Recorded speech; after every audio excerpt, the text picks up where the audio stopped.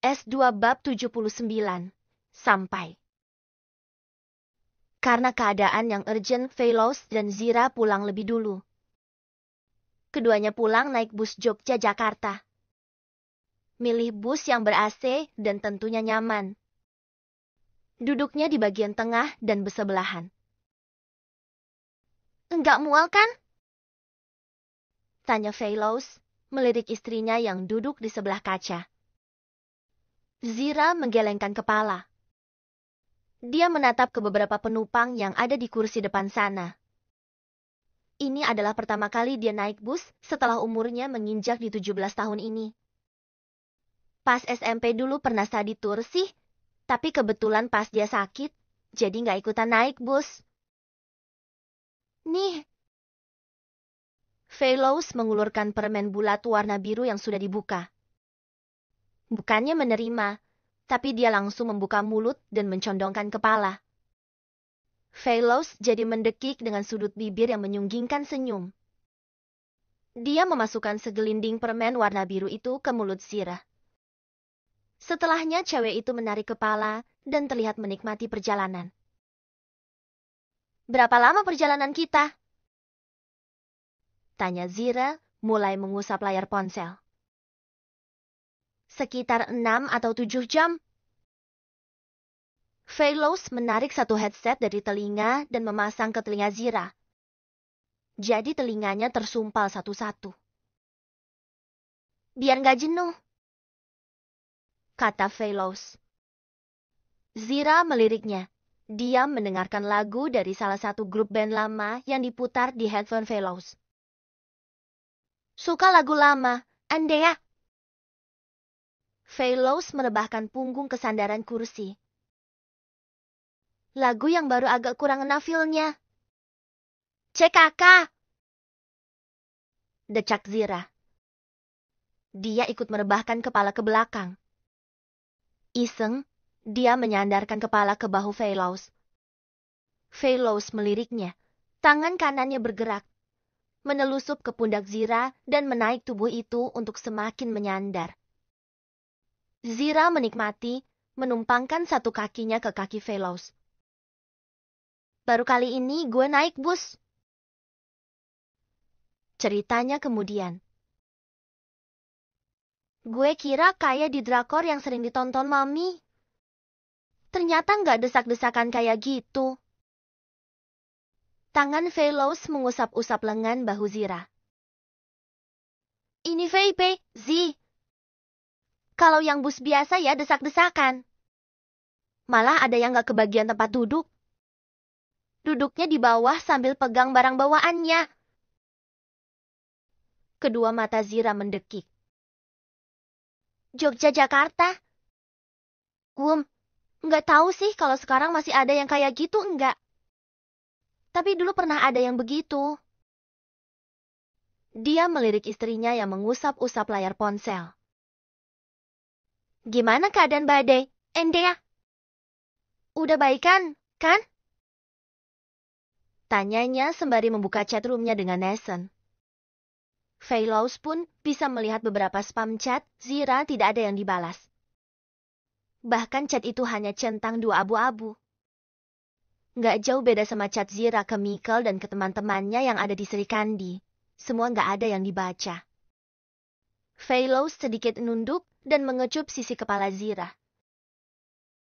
Kalau udah sampai di Jakarta, hal pertama yang bakalan lo lakuin apaan? Tanyanya dengan hati-hati. Bibir Zira sedikit mengerucut. Dia juga nggak tahu mau gimana ke Nathan dan Mikkel. Yang dia tahu, dua saudaranya itu nggak mungkin nyenggol kalau nggak disenggol. Tapi kalau bikin Badai sampai opname dan patah kaki kayak gini, dia juga bingung sih. CKK, seandainya Badai bukan salah satu sahabat Veloz, dia nggak akan sebingung ini. Pelan Zira menggelengkan kepala. Bingung gue, katanya dengan suara lemah. Jarinya keluar masuk ke chatroomnya bersama Mikkel dan Nathan yang ada di bagian atas bawah. Nanti gue temenin ketemu sama mereka. Velos mencoba menenangkan. Zira sedikit mendongak untuk menatap wajah suaminya. Kayak mau ngomong, tapi dia juga nggak tahu mau ngomong gimana. Memang nggak masalah sih kalau Velos ikut menemui. Tapi, bakalan memperburuk keadaan nggak ya? Teman-teman gue udah pada tahu status hubungan kita yang bukan pacar.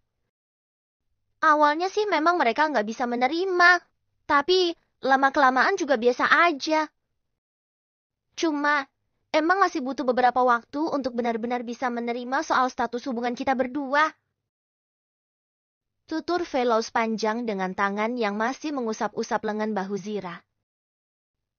Zira makin ngusel ke bahu Velos. Makin menyandar mencari kenyamanan di sana.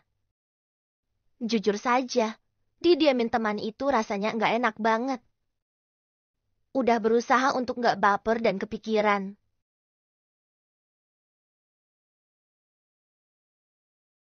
Yakin kalau semua bakalan nerima hubungan ini pelan-pelan. Tapi ternyata ada kejadian yang nggak pernah terduga seperti ini. Menit berlalu Velos melirik Zira yang anteng. HP yang tadi ada di genggaman itu sudah jatuh ke pangkuan.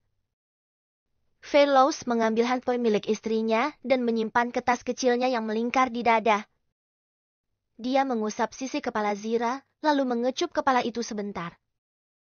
Setelahnya dia menyandarkan kepala ke kepala Zira juga. Memejamkan kedua mata untuk menikmati perjalanan yang masih panjang. Sekitar jam 3 sore Velos dan Zira sudah turun dari bus. Keduanya mencari taksi untuk pulang ke rumah tinggal.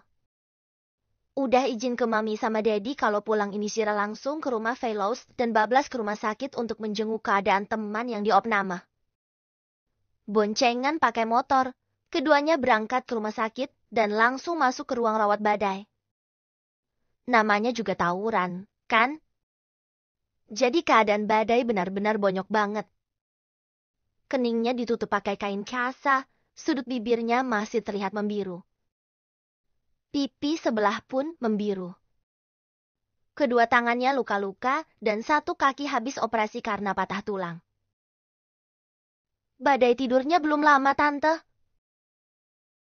Tanya Velos, melirik ke arah badai yang memang tertidur. Wanita cantik yang berdiri di sisi berangkar itu menganggukkan kepala. Belum lama. Baru saja makan, minum obat, dan dia tidur. Velos melirik Zira yang mengamati luka-luka di bagian tangan badai. Baru istirahat badainya. Kamu nggak ikut tawuran kemarin, Vel? Tanya Yeli, mamanya badai. Velos menggelengkan kepala. Aku di Jogja, Tan. Ini baru aja balik. Baru sampai jam 3 kurang beberapa menit tadi. Mama Yeli beros saja. Namanya anak muda sih. Emang sering seperti ini. Tapi, kalau sudah tahu bakalan ada tawuran seharusnya menjauh. Bukan malah mendekat dan melukai diri. Velos nyengir saja. Sepertinya semua orang tua akan sama, menginginkan menjauh saat tahu akan ada tawuran. Tetapi bagi dia yang juga anak muda, tentu memilih maju. Karena melangkah maju dan baku hantam akan menunjukkan kalau dia bukan pengecut. Kalah menang, itu urusan belakang. Yang paling penting adalah pembuktian kalau kita bukan penakut. Manuel juga diopname, kan? Tanya Velos kemudian. Mama Yeli menggelengkan kepala. Kayaknya sih enggak. Dia cuma rawat jalan. Tangannya retak ringan. Dan luka, tapi enggak terlalu parah. Mama Yeli menghela napas sedikit kasar. Dia menatap Velos dan Zira yang berdiri bersebelahan. Kalian sebentar lagi akan ujian kenaikan kelas loh. Kalau sampai luka dan nggak bisa ikut ujian, artinya bakalan mengulang 1 tahun. Karena nggak ada ujian susulan. Yang rugi juga kalian, kan? Phelos dan Zira sama-sama mengangguk mendapatkan petuah dari orang tuanya Badai. Phelos melirik istrinya yang udah narik-narik tangan, ngajakin pergi. Salam buat Badai ya, Tan. Kita besok jengukin ke sini lagi. Mau ke rumahnya Manuel. Pamit Phelos. Dia melangkah dan mengulurkan tangan, ngajakin jabatan. Mama Yeli menganggukkan kepala. Makasih ya, Vel. Pamit ya, Tente. Ucap Zira saat berjabatan tangan. Semoga badainya cepat sembuh. Iya, makasih ya. Dengan sopan Mama Yeli menyambutnya. Motor hijau Veloz memasuki gerbang rumah yang belum lama dibuka oleh Pak Satpam. Zira turun dari boncengan begitu motor berhenti di halaman depan rumah. Rumah siapa? Tanya Veloz setelah melepaskan helmnya. Rumah Papa, Velak. Grandpa gue, papanya Mikel. Tutur Zira. Veloz ikut menatap ke arah depan rumah yang pintu tingginya tertutup rapat. Mikel ada di rumah. Zira melangkah melirik ke arah garasi yang bisa dilihat dari halaman. Ada, itu motornya ada di sana. Tadi kata Pak Satpam juga ada, kan? Veloz menaruh helm di tangki motornya. Dia mengikuti Zira yang melangkah menaiki undakan kecil menuju ke teras rumah. Nyari siapa? Kaki Zira dan Veloz belum menginjak teras dan suara itu menginterupsi mereka berdua. Di samping rumah sana Mikel muncul dengan satu tangan yang lengannya terbalut kain kasa elastis warna coklat. Dengan kaki yang melangkah pincang Mikel menarik diri, melangkah ke arah gazebo yang ada Nathan di sana. Zira beradu tatap dengan Veloz untuk sepersekian detik. Lalu beranjak mendekati Mikel dan Nathan yang ada di gazebo samping rumah sana. Begitu ada di dekat dua saudaranya itu, Zira menatap prihatin pada luka-luka yang jelas bisa dilihat mata. Dia menghela nafas, mau menyalahkan pun gak bisa. Karena dia memang gak tahu siapa yang benar. Sekalipun tahu, menyalahkan Nathan dan Mikel sama aja memperburuk hubungan. Mikel menyelipkan sebantang rokok ke bibirnya. Menyesap barang itu dan mengepulkan asap dengan santai melalui hidung dan mulut. Jengukin! Tanya Nathan, melirik Zira yang mendudukkan diri di tepi gazebo. Karena tak mendapatkan respon, Nathan memilih membuang muka dengan bibir yang mencibir. Lalu mulai menyesap rokok dalam dan membuangnya cukup kasar melalui mulut. Gue sama Zira udah nikah. Veloz yang bicara, karena sampai menit berlalu tidak ada yang memulai pembicaraan. Zira melirik Nathan dan Mikel yang diam tak bereaksi apapun. Kalian berdua udah tahu? Tanyanya kemudian. Mikel menoleh, menatap Zira yang duduk sedikit berjarak dengannya. Nggak penting juga kan buat kita? Kedua bahu Zira melemah mendengar kalimat itu. Panggilnya dengan suara lemah. Status gue sama Veloz itu suami istri. Kita udah ada ikatan yang bukan hanya sekedar pacar. Jadi, iya, kita udah tahu, Zi. Nathan menyahut cepat. Kita hargai keputusan elo yang katanya demi bantuin dia itu.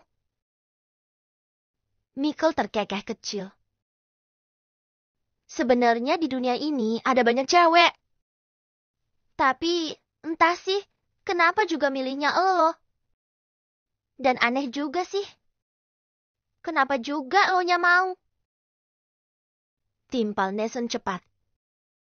Mikkel menyapa kaki Nathan pelan. Udah jodoh, entah. Ngomongnya dengan nada yang berkesan meledek. Nathan mengangguk-angguk.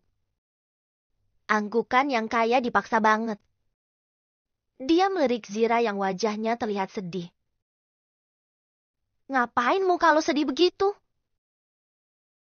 Dia terkekeh tipis. Abis liburan ke Jogja sama pacar, suami. Masa sedih sih? Kenapa bisa sampai bikin kaki temen gue patah? Kali ini Fellows yang bertanya. Tawuran, kan?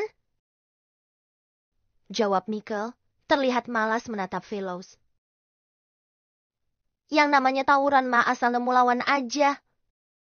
Kalau memang semapai parah, itu nggak ada faktor kesengajaannya. Setahu gue itu lawan, ya udah hajar aja. Dia menuding Fellows. Lo nggak polos, kan? Udah beberapa kali tawuran, kan? Masa nanya? Nathan tertawa. Kamu nanya ya? Ucapnya meledek dengan nada lirih. Fellows memasukkan tangan ke saku jaket. Dia mengepalkan tangan di sana. Sungguh dia menyukai Zira, tapi tidak dengan dua saudaranya Zira ini. Nat! Panggil Zira, lalu melirik Mikkel. Kel! Nathan balas menatap. Udahlah, Zi. Enggak usah pedulin gue sama Mikkel. Kalau emang lo udah bahagia sama pilihan lo itu, ya udah, jalani aja. Gue sama Mikkel gak masalah lo mau jadi istrinya dia. Tapi jangan pernah paksa kita buat menerima dia. Apalagi sampai menerima dia untuk dekat sama kita. Mikkel melirik Fellows tak suka. Enggak! Dan tetap enggak! Nathan juga melirik Fellows tak suka. Lalu beralih menatap Zira. Kita nggak meminta lo memilih kok. Malah dengan senang hati membiarkan lo masuk ke gengnya dia. Dibuat enjoy aja sih. Tapi ya itu tadi. Jangan pernah maksa kita. Kita ini diciptakan bukan buat ngertiin lo doang dan bikin lo bahagia sepenuhnya. Kita juga punya perasaan. Mikkel yang kali ini menyambung. Fellows malah jadi kesel melihat Nathan dan Mikkel begini. Apalagi melihat Zira yang jadi makin sedih. Cabut, Zi! Ajaknya. No, diperintah sama suami. Ucap Nathan. Melirik Fellows yang tatapannya sama-sama tak suka. Istri itu manut suami. Katanya kalau nggak manut bakal kena api neraka. Pergi sono. Mikkel mengimbuhi. Zira meneguk ludah dengan sedikit kesusahan. Dia beranjak dari duduk, menatap kedua saudaranya yang tak mau menatapnya. Kalian gak anggap gue saudara lagi. Mikkel terkekeh kecil. Saudara. Tapi nggak bisa yang kayak dulu. Lo juga pasti sibuk sama dia. Waktu lo bakalan sepenuhnya sama dia. Sama kitanya pasti pas butuh bantuan doang. Iya nggak, Kel? Nathan menendang kaki Mikkel. Sal. Mikkel menyahut. Cara kita menghargai pilihan lo ya kayak gini sih. Dengan sangat terbuka kita mempersilahkan lo membantu yang butuh bantuan. Dia tersenyum manis. Fellows meraih tangan Zira, menggenggamnya. Dia pun enggak menyukai Nathan dan Mikkel. Jadi kalau harus dipaksa menyukai juga enggak bisa. Dia bisa paham gimana perasaan kedua cowok di depannya ini. Maaf ya, kalau gue berkesan merebut Zira Zira dari kalian. Gue gak maksa ke kalian buat menerima gue. Jika memang kalian gak bisa, dan suatu saat gak bisa bantuin Zira jika dia butuh bantuan, gue sebagai suaminya akan berusaha membuat dia nyaman, bahagia, terlindungi, dan tidak akan sampai meminta bantuan itu ke kalian. Terima kasih selama ini sudah menjadi teman dan saudara terbaik Zira. Saya sebagai suaminya sangat meminta maaf atas pernikahan kita yang membuat kecewa kalian semua. Kami permisi. Velos membungkukkan badan sebagai tanda hormat dan tanda pamitnya. Dia mundur beberapa langkah dan menarik lengan tangan Zira untuk mengikutinya. Mikkel dan Nathan sama sekali tak merespon. Mereka tetap ada dalam kecewanya masing-masing. Sempat melirik motor hijau itu melaju pergi keluar dari halaman rumah tinggalnya. S2 bab 80 masih